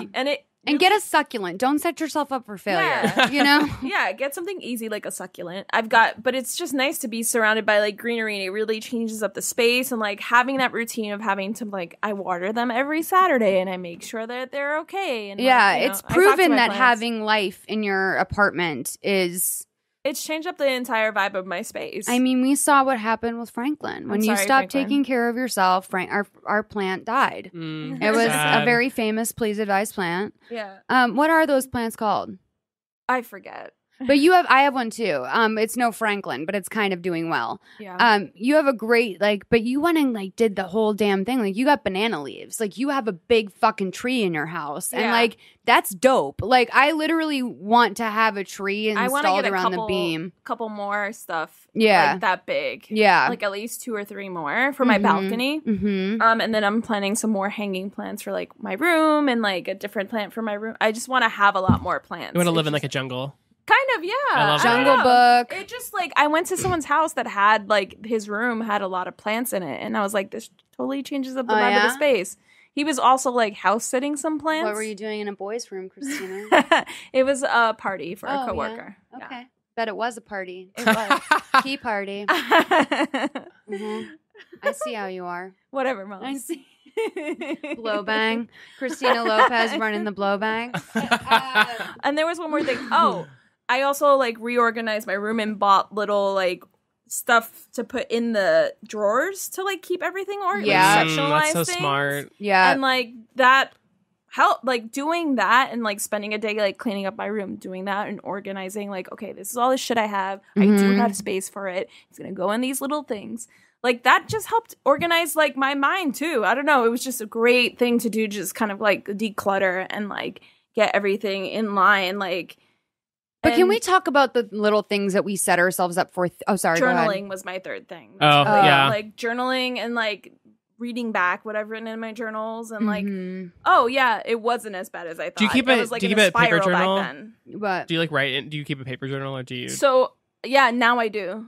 Because I type mine because I was just trying to get back in the habit of doing it. I tried typing mine and it just didn't have the same like emotional heft for me. Yeah, I totally get that. I just feel like I write every entry I write is like 3,000 words, and it's like so do what's best for you. Yeah, you know, I don't know. If it's digital, that's great. But I cry when I write, so I like know that I can still do that through a computer. My hand gets tired, and then that's where I start to get depressed. Yeah. I don't think I can write that much, but journaling is so great. It's like such a great it's to me that's like a form of like self-therapy because you work through so much just in like terms of putting it out there and having to process it with words. Like if you can do that, it's such a valuable thing. Keeping it in your mind, like even though you think you're constantly thinking about it, it's not actually solving it. It's like being in a hall of mirrors where everything's just bouncing off at each other when it's in your mind. So if you don't feel comfortable to get to a space yet where you're accepting therapy or you're accepting help from someone else, but you need to get it out of your mind and like speak it out loud vocally or have it just out there, journaling is a great way to do that. It's almost a half step to therapy. Yeah. And honestly, like the fact that you can do that is so important. Like I've had every therapist I've ever had, everyone is like, you should be doing more free writing. You should journal. Like when I have really I've had like, I have a lot of nightmares. And so my therapist is like, the first thing you should do when you wake up is write them down. And I'm like, yeah, but like, I'm never going to do that. And like, to that point, I was going to say, make sure you don't set yourself up for something that's not you. Because I like have been trying to, in my mind, I have a capsule wardrobe. Okay. But like in reality, I know that I like bright things. I like to change it up. I like to get a new piece here and there. And like, that is something that just acknowledging that about myself, I was able to clean out my closet with a lot more intention. I have 3 bags of shit to go drop off at Crossroads and hopefully make some money. And yeah, like it's cleaner. Like I recognized Jolie said this in the last episode. Use your good shit too. That's another thing. A grown-ass woman uses her good shit. You don't save your current Elliot White t-shirt for a rainy day and put on a Hanes. No, girl, you deserve a current Elliot t-shirt today. Like, you deserve that nice V-neck, even if you're just hanging out at the house. Like, use your best moisturizer. Don't be stingy with yourself. Because if not now, when? And especially end times. We're living in end times, as Max has said. And, use your good shit. Yeah. Okay, anything else, you guys? That was good. That's a good way to close. Louis, thanks for being here. Where can people find you? Thanks for having me. Find me on. Good to meet you. It was good to meet you. This was so fun. Find me on Twitter at Louis Peitzman. Or on BuzzFeed.com, the website. You're a good follow. I enjoy your tweets. You are. I retweeted you fairly recently without realizing. I was like, oh, this is the Louis that's coming to Please Advise this weekend. Christina was actually the one who caught your tweet saying, like, book me for your podcast. Yeah, my shameless ploy to get people on people's podcasts. And I was like... It worked, so... Well, it's smart. And also, because, like, first of all, you don't even know. If more people did that, I would be happy as a fucking clam. It's hard to find people for a podcast. Like, I hate booking people. I mean, it's not... I don't find it to be hard. It's like I forget to do it. And then the worst thing with this one is that we are so scheduled and the schedule can't be fucked with. Right. Like it really can't. We can maybe give it a half an hour here or there, but like we work from noon to 4 every other Saturday. Yeah. And that doesn't change. And when someone blows you off or you have like a celeb guest or whatever else, sometimes I've like waited to the last minute just to book a random and they're like, well, wait, who am I filling in for? I'm like, no one. I just didn't book the show this week. Like I just didn't book it till yesterday. So yeah, it's fucking brutal. Dude, what's like a piece that you've written in the last like year that you're super proud of that people can go look up or whatever ever in your life? God, there's like so much. That sounds like really You're self-indulgent. So proud of yourself. No, I just mean there's like I write a lot. Yeah. So I'm like trying to figure out like what would be good. Biz. I wrote this story about Asian American representation in theater, which is like very niche. But if you care about representation in theater, I am proud of that story. Spent a lot of time on that. That's a great suggestion. I was trying to think. The South Pacific is one play that I could think of. Miss Saigon. Miss Saigon was the other one. Like Code Switch did a really good piece on that play. Oh, Miss Saigon? Yeah. Yeah, I wrote a lot about Miss Saigon in that story. It was before the revival happened, but yeah, I mean, I write a lot about representation in theater. So I've written about like disability, and I'm working on a story about trans representation, and like I try to write about inclusion in theater because it's sort of at the forefront of a lot of things, but also super behind. So that's my area of interest. And also housewives.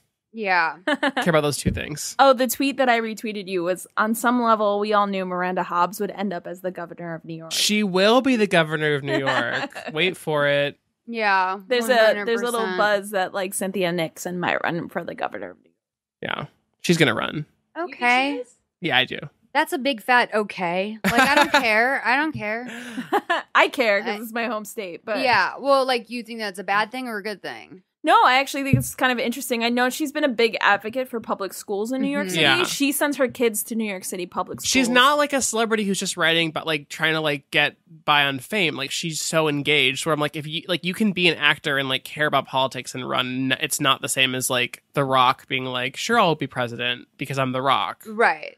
So I don't know. It's different. That's all I'm saying. No, she also like she's not active, like acting really that much anymore. Like it's not exactly right. That's except on one of the greatest SVU episodes ever. Oh my God, it's so good. Is it new? No, it's a classic. That where she has multiple personalities. Oh my God, it's so good. I need to rewatch that. I don't think I've seen it in years. I mean, I've seen every Law and Order SVU episode probably 7 times, but like see that an 8th time because it's that good. Yeah, I need to watch it. I love that. That's one of the only shows that you kind of forget what the episode was about. Well, and then as you're watching it, you're like, oh yeah. I want to watch the one that was Robin Williams that's based on also they did the movie I know what you're talking about. You know, where it's about the McDonald's where they get the girls Compliance? like strip. Compliance, yes. Yeah. I know the guy that played the Robin Williams in Pat Compliance. Healy. Yeah, it's so funny. And so like I just remember also being like shivers. So I was like just so weird because I've like whatever, it was so gross. Also my nightmare, like literally my nightmare. All right, you guys, thank you so much. Always call 323-450-7408. Christina, Thanks for being the best and always being here. You guys, thanks for allowing us to take that space we needed and for giving us a little bit of a break and for kind of taking the alternative format episodes in stride. It means a lot. Make sure you check out my other podcasts, Mother May I Sleep With podcast, the limited run Lifetime original movie podcast, and Emotionally Broken Psychos, which has 5 spinoffs now. So, and I don't host all of them. I don't host any of them. So go check those out. And I'll talk to you guys next week. Bye.